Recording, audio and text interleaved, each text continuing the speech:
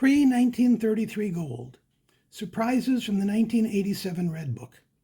Can prices really be down from 37 years ago?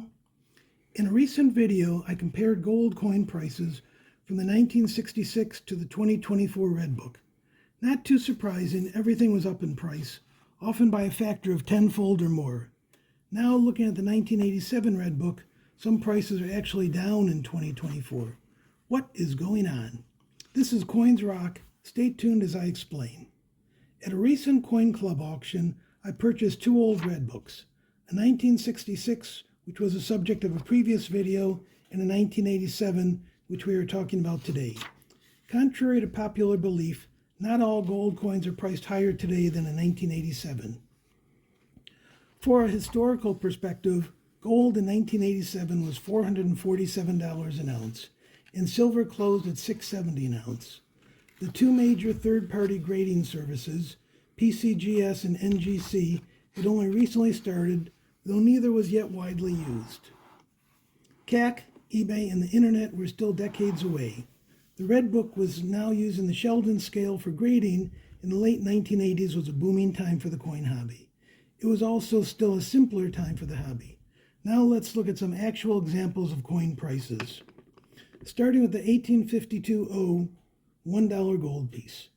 In 1987, it listed in the Red Book for $225 in VF20 and $900 in MS60. In the 2024 Red Book, the prices had increased modestly to $335 and $1,350 respectively, for an average annual percentage increase of around 1%. While this is an increase, it was far below the rate of inflation. Next is the 1907 Liberty Head Quarter Eagle. In 1987, the prices listed for VF20 and MS60 were $200 and $1,100. Fast forward to 2024, and now the prices in the same conditions are $500 and $625. While the VF20 piece grew at 2.5% a year, the MS60 coin actually dropped by a total of 43%. Was the 1987 price too high, or the price today too low? The answer is probably a combination of both. Remember, in 1987, we did not have the benefit of third-party grading and population reports. Today, we see a combined PCGS and NGC population of 21,112, making it the most common quarter eagle. For the half eagle, we are using an 1838 classic Liberty Head. The 1987 price for VF30 and MS60 was $300 and $2,500. The 2024 prices for these same grades are $850 and $4,750, annual increases of 2.9 and 1.8% respectively. Again, less than inflation. The 1849 $10 gold eagle hasn't done much better. In 1987, the VF30 and MS60 prices were $300 and $2,500.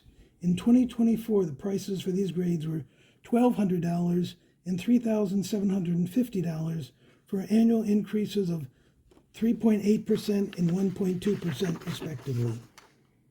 Last, let's look at the 1897 S Gold Double Eagle. In 1987, the price was $500 in VF20 and $700 in MS60. In the 2024 Red Book, the price is now $2,200 and $2,300 for annual percentage increases of 4.1% and 3.3% respectively.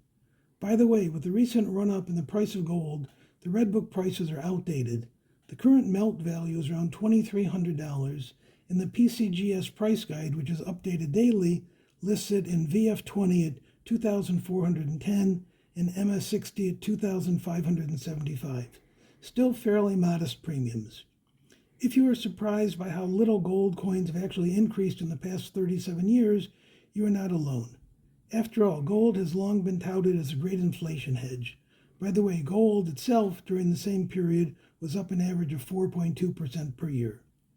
I believe part of the headwind for the price of gold coins has been the massive repatriation of coins back from Europe over the past few decades.